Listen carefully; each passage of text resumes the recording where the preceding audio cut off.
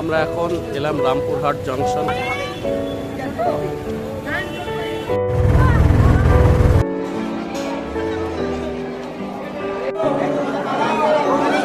Welcome সবাইকে আমার channel Subhash Mallick ব্লগে আপনাদের স্বাগত। আজকে আমরা যাত্রা শুরু করছি পান্ডুয়া স্টেশন থেকে। আজকে আমরা পান্ডুয়া স্টেশন থেকে প্রথমে যাব বর্ধমান থেকে কীভাবে রামপুরহাট যাব সেটা আপনারা দেখতে পাবেন আমার এই ভিডিওতে। আমাদের পরিবারের সবাই একে একে চলে এসেছে। আমরা এখন আছি পান্ডুয়া স্টেশনের 2 নম্বর প্ল্যাটফর্মে। এখান থেকে আমরা যাব বর্ধমান হয়ে আমরা যাব রামপুরহাট থেকে তারাপীঠ। গুড মর্নিং সবাইকে। আজ 13ই ফেব্রুয়ারি বৃহস্পতিবার সকাল 5:30। আমরা এই ট্রেনে করে এখন যাব বর্ধমান। ঘুরতে যাওয়ার জন্য দেখুন আমাদের সঙ্গে সঙ্গে বাচ্চাদেরও আনন্দ আর উন্মাদনার শেষ নেই। এরাও ভোরবেলা রেডি হয়ে চলে এসেছে সবাই।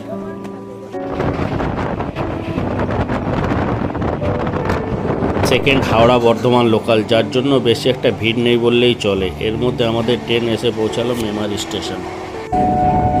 আমাদের ট্রেন ছেড়ে দিল মেমারি স্টেশন। তেমন একটা শীত নেই, তবে কুয়াশার দাপট এতটাই যে 15-20 ফুটের পর থেকে আর কিছু দেখা যাচ্ছে না।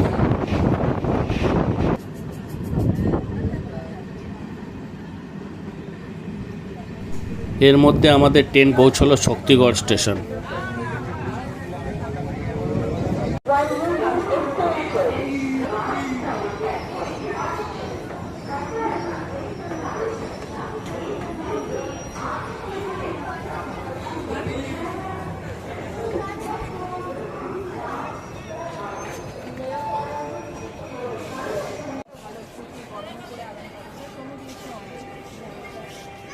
আমরা পান্ডুয়া থেকে এসে নামলাম বর্ধমান জংশন। এখান থেকে আমাদের পরবর্তী ট্রেন গণদেবতা এক্সপ্রেস, যেটা আসছে হাওড়া থেকে। এখন আমাদের সামনে দিয়ে চলে যাচ্ছে হাওড়া নিউ জলপাইগুড়ি বন্দে ভারত এক্সপ্রেস। এখানে এই ট্রেনের কোনো স্টপেজ নেই।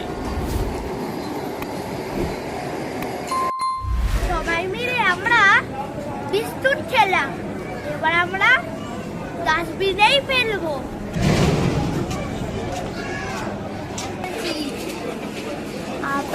আপনারও যেখানে সেখানে ফেলবেন না। আমাদের ট্রেন এসে গেছে। এই ট্রেনে করে আমরা যাব রামপুরহাট।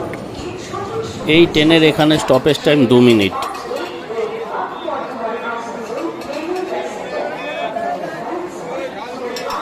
বর্ধমান থেকে ট্রেন ছেড়ে 52 কিলোমিটার পথ চলার পর আমাদের ট্রেন এসে দাঁড়ালো বোলপুর শান্তিনিকেতন স্টেশনে। এখানে এই ট্রেনের স্টপেজ টাইম হলো 2 মিনিট। এখন ঘড়িতে সময় 9:07। আমাদের ট্রেন তার নির্ধারিত সময় থেকে 38 মিনিট দেরিতে চলছে। আর আমরা বর্ধমান থেকে 112 কিলোমিটার দূরত্ব সম্পূর্ণ করব এই ট্রেনে। বোলপুর থেকে ট্রেন ছাড়ার পর বাড়ি থেকে আনা মুড়ি, চানাচুর, পেঁয়াজ, লঙ্কা, শশা সহযোগে আমাদের সকালের জলখাবার পর্ব শুরু হয়ে গেল। আবার সঙ্গে আছে কুরকুরে।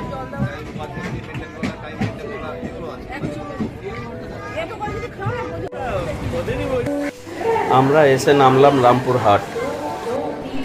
আমাদের ট্রেন তার নির্ধারিত সময় থেকে 20 মিনিট দেরিতে পৌঁছালো রামপুরহাট স্টেশনে।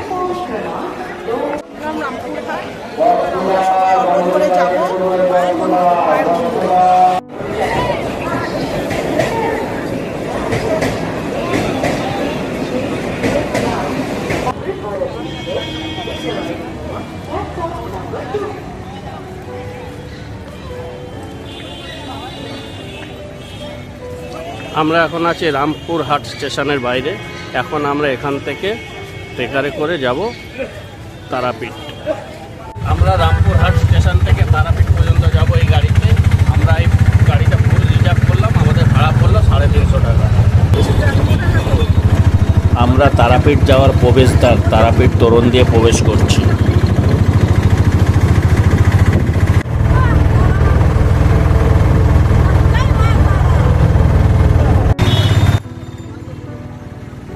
দ্বারকা নদীর উপর এই ব্রিজ পার করার পর আমরা গাড়ি থেকে নেমে পড়লাম। রাস্তার ওপারেই তারামা সরণি। আমরা আছি এই দিদিভাই লজের গ্রাউন্ড ফ্লোরে, আর এই লজটি মেন রাস্তা থেকে 1 মিনিটের হাঁটা পথ।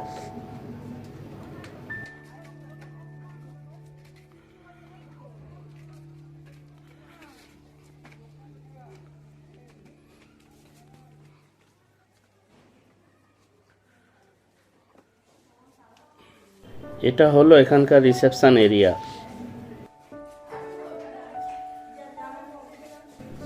এই হলো আমাদের রুম। বেশ পরিষ্কার পরিচ্ছন্ন, বিছানা, চাদর এবং কম্বল। এখানে 3 জন খুব ভালোভাবে থাকা যাবে। বালতি দেওয়া আছে, মগ দেওয়া আছে,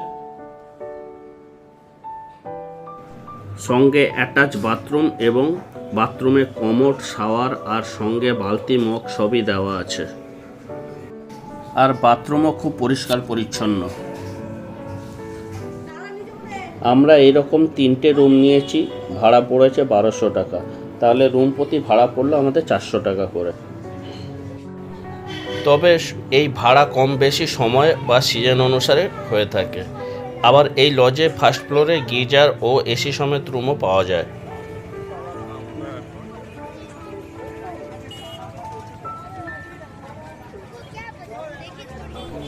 এখন আমরা আছি তারামা সরণিতে।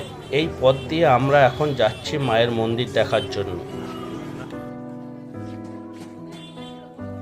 সামনে হোটেল সংগ্রাম।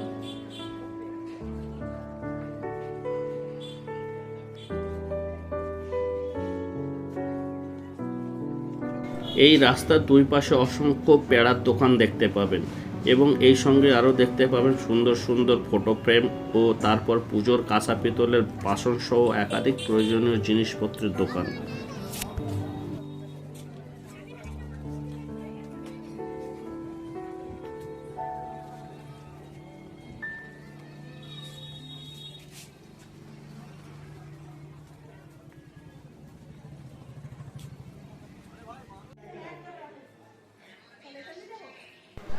এখন আমরা এই দোকানে জুতো রেখে যাচ্ছি মায়ের দর্শন করতে।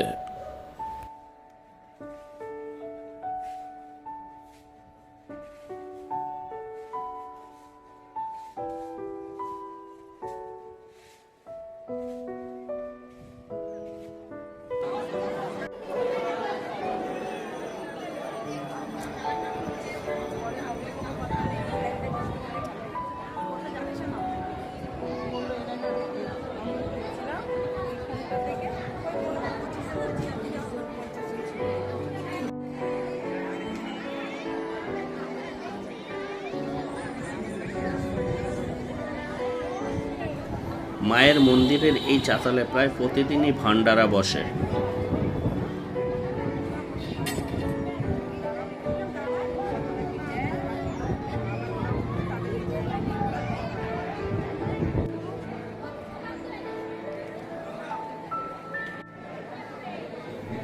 মন্দিরে এখন অসম্ভব ভিড়।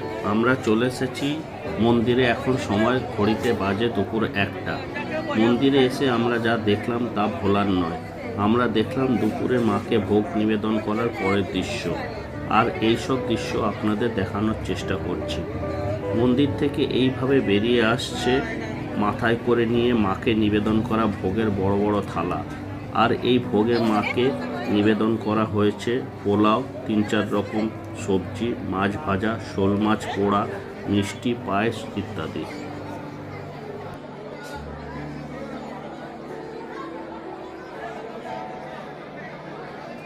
আপনারা যদি মনে করেন যে আপনারাও ভোগ নিবেদন করবেন মাকে, তাহলে আপনারাও পুরোহিত মশাইদের সঙ্গে যোগাযোগ করে এর ব্যবস্থা করতে পারেন। পুরোহিত মশাইরা প্রতিদিনই এই ভোগ দেবার ব্যবস্থা করে দেন।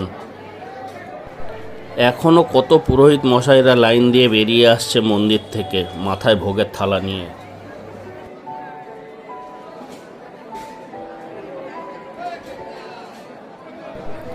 আপনারা মনে করলে মায়ের মন্দিরের সামনে বসে ভোগ গ্রহণ করতে পারবেন। এই ভোগের খাবারে আপনি পাবেন পোলাও, খিচুড়ি, ভাত, ডাল, 2 রকম সবজি, মাছের ঝোল, চাটনি, পাঁপড়, পায়েস ও মিষ্টি। এসবই আপনি পাবেন বিনামূল্যে, এর জন্য কোনো টাকা পয়সা লাগবে না। এই সময় মায়ের মন্দির বন্ধ থাকে, তাই দর্শন করা সম্ভব হলো না। এখন আমরা লজে ফিরে যাচ্ছি। সন্ধ্যার পর মন্দিরে এসে মাকে দর্শন করব আর পুজো দেব। আজকের তারিখে বিয়ের লগ্ন থাকায় বেশ কয়েকজন নববিবাহিতদের দেখা গেল। এই মায়ের মন্দিরেই এদের বিয়ে সম্পন্ন হয়েছে। আর 7 টাকা, আর এটা 60 টাকা। আমরা এই দোকান থেকে 10 টাকা দামের ল্যাংচা নিয়েছি 10টা। খেতে বেশ ভালো। তারাপীঠে এসে আপনাদের খাবারের সমস্যা হবে না। এখানে প্রচুর খাবারের হোটেল পেয়ে যাবেন, যেখানে আপনারা 70-80 টাকার মধ্যে নিরামিষ মিল আর 130 থেকে 140 টাকার মধ্যে মাছ সমেত মিল পেয়ে যাবেন। আমরা এখন দাঁড়িয়ে আছি দ্বারকা নদীর ব্রিজের উপরে। এই দ্বারকা নদীর পাশেই গড়ে উঠেছে তারাপীঠ মহাশ্মশান আর তারা মায়ের মন্দির।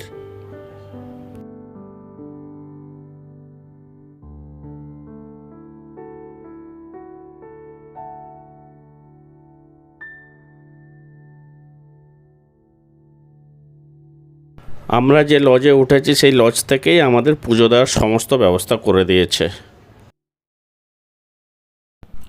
আবারও আমরা চলে এলাম এই মধুমিতা পূজা ভাণ্ডারে। এখান থেকে এখন আমরা পুজোর ডালা সাজিয়ে আর যার যার নামে পুজো দেওয়া হবে তাদের নাম গোত্র একটা কাগজে লিখে ডালার মধ্যে দিয়ে রওনা দিলাম পুজো দেওয়ার উদ্দেশ্যে।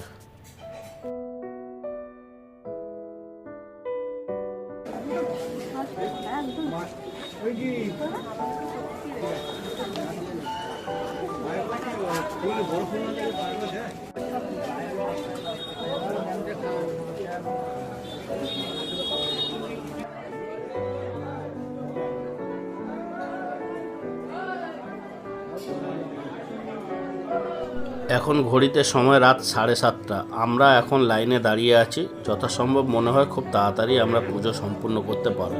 সামনে মোবাইল জমা রাখা হচ্ছে।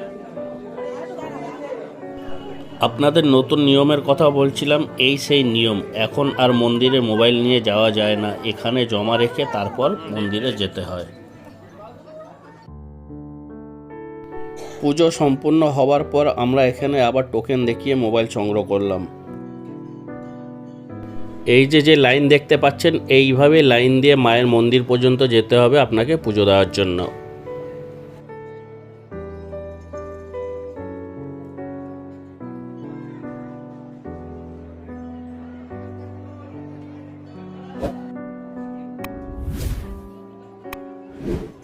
পুজো হয়ে যাওয়ার পর এই স্থানে এসে ধূপকাঠি মোমবাতি জ্বালানো হয়।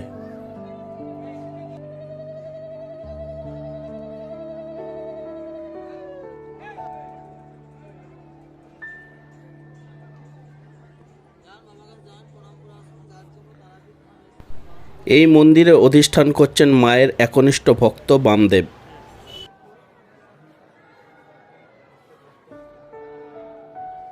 আর পাশেই আছে সিদ্ধিদাতা গণেশ।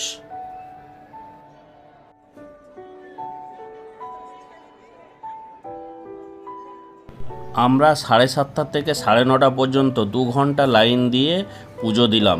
এই সময়ের মধ্যে 1 ঘন্টা অর্থাৎ রাত 8টা থেকে 9টা পর্যন্ত সন্ধ্যা আরতি হওয়ার জন্য ভক্তদের জন্য মায়ের মন্দিরের দ্বার বন্ধ ছিল। এখন আমরা লজে ফিরছি। আমার ভিডিও ভালো লাগলে লাইক, শেয়ার ও কমেন্ট করবেন। সংক্রান্ত আরও ভিডিও দেখতে আমার চ্যানেল সাবস্ক্রাইব করুন।